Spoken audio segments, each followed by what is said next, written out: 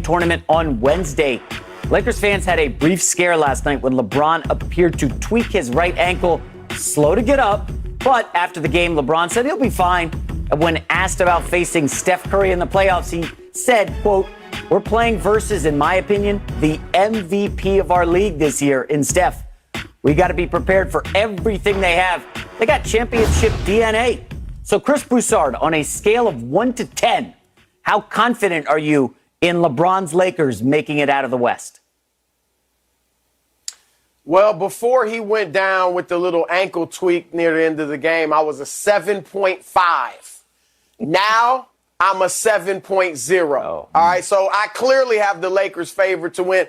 And look, it's possible in a one-game situation that they even fall to Golden State. Maybe Steph Curry gets hot. Maybe the groin bothers AD or the ankle with LeBron, and they could lose that. But they would beat Memphis, San Antonio, whichever team they play then. And so I clearly think the Lakers will come out of the West or have a great shot at coming out of the West. I really think, and look, I know LeVar Arrington is about to sing the praises of the Utah Jazz. And congratulations, Jazz. You've had a nice regular season.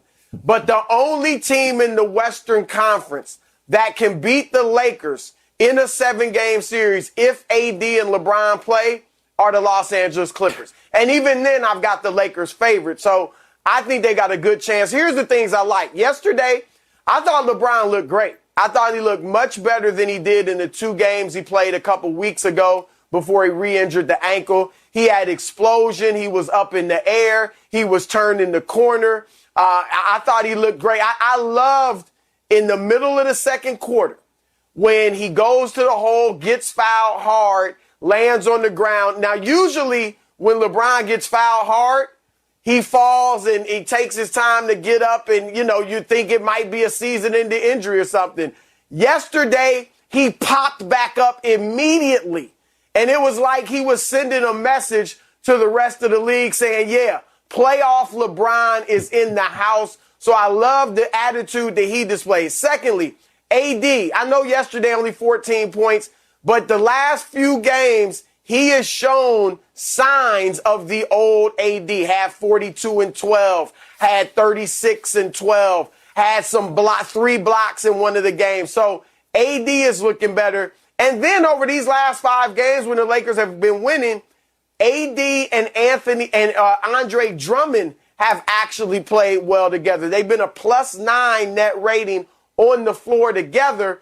And what I like about the Lakers that will give anybody in the West and really even the league problems is their size. At the beginning of last night's game or yesterday's game, you saw early on LeBron went inside.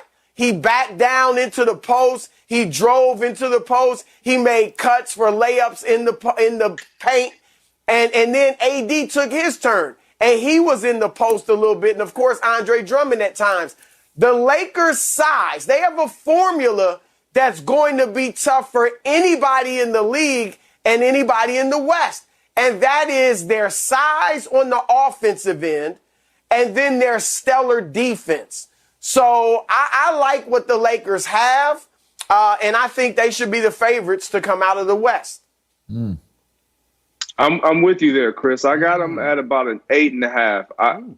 And it's simply because you never know what can happen with the injuries. Knowing the history of what this season has provided for the LA Lakers, it has been very up and down. We see AD constantly in and out of the lineup, constantly grabbing at something throughout the game. So that's my only concern, health.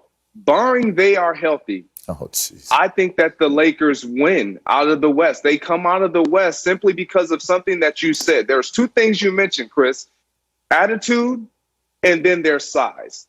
When we talk about attitude, you think about the greats. There's something that ticks on the inside of them come time of this season, which it's a completely different type of game. It's a completely different type of mentality. And I know a lot of people are like, well, you can't turn it on, you can't turn it off. Yeah, but you can when you're that great. And we've seen Tom Brady hit a switch and elevate everybody in that locker room. And then they went on to do something special this past year. And now we see LeBron having the same opportunity being awaited just this moment. It never was about the regular season. And when you get this deep in your career and you still have this type of talent that you can available to your team and to your personnel, like, you show up when it counts. And that's what LeBron is speaking of. Like, it doesn't matter who we got. It doesn't matter our seeding. Time is now. I'm going to be fine. Now, again, everyone's going to look at that ankle and try to test and make sure. But if they can run through LeBron, get AD involved early and often, and then again to the length, defensively, that's their calling card. If they can get stops, if they can defend and they can prevent, I'm going to just speak to the Clippers, because that's who I feel too, as you alluded to, Chris, is their biggest opponent. If they can stop and get those guys off of their game and get perimeter play from their backcourt, Dennis Schroeder, and then we talk about KCP, how he came up big last season, then they have a really, really good chance of repeating, in my opinion. I'm going with a 6. Just above 500, not close enough to 100. I don't want to go up close to 10, and I don't want to live down at the 1. Listen, you want to qualify it and say LeVar is going to say the Utah Jazz. You're right, I'm going to say the Utah Jazz, because I am a believer in the Utah Jazz. And listen, here's the thing about the Lakers, right?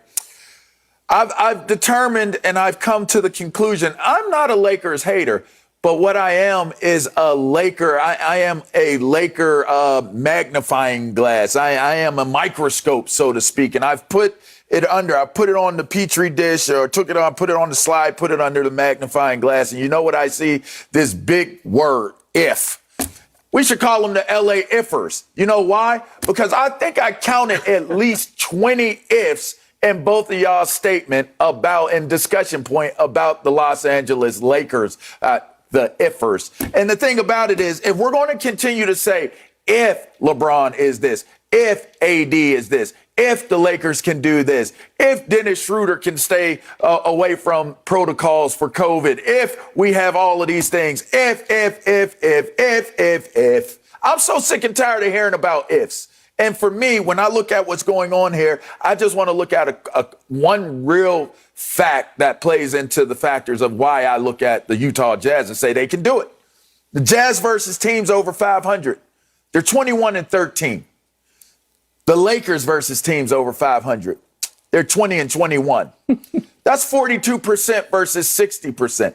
When I look at what they're going to do in the playoffs, to sit there and say, okay, yes, LeBron James can play at a higher level, but so is everybody else. Yes, AD can play at a higher level, but so is everybody else.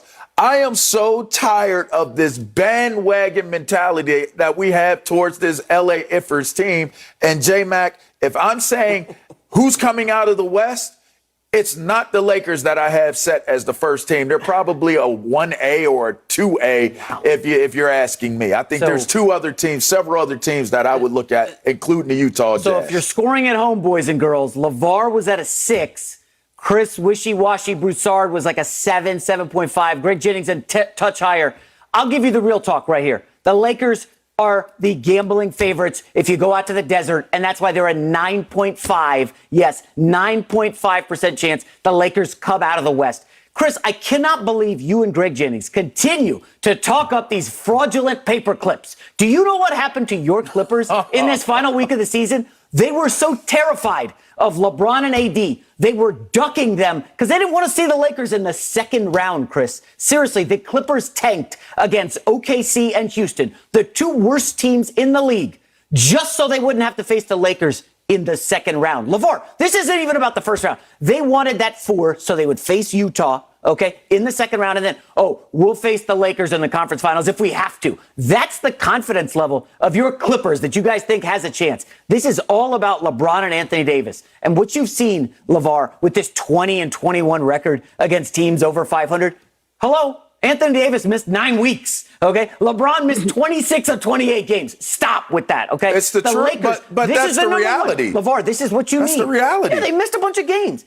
The Lakers, despite losing AD and LeBron, 2 top 10 guys in the league, for so long, with a number 1 ranked defense in the NBA at the end of the season. And it's all about defense. Last in a year where offense has ruled the NBA, we're seeing some historic offensive efficiency throughout the NBA. What are the Lakers? Number 1 in defense. When the rest of the league zigs, we got to do offense. We got to shoot threes. Clippers led the league in three-point shooting. Who cares? It's all about defense. The Lakers will rule defensively. They will come out of the West without question.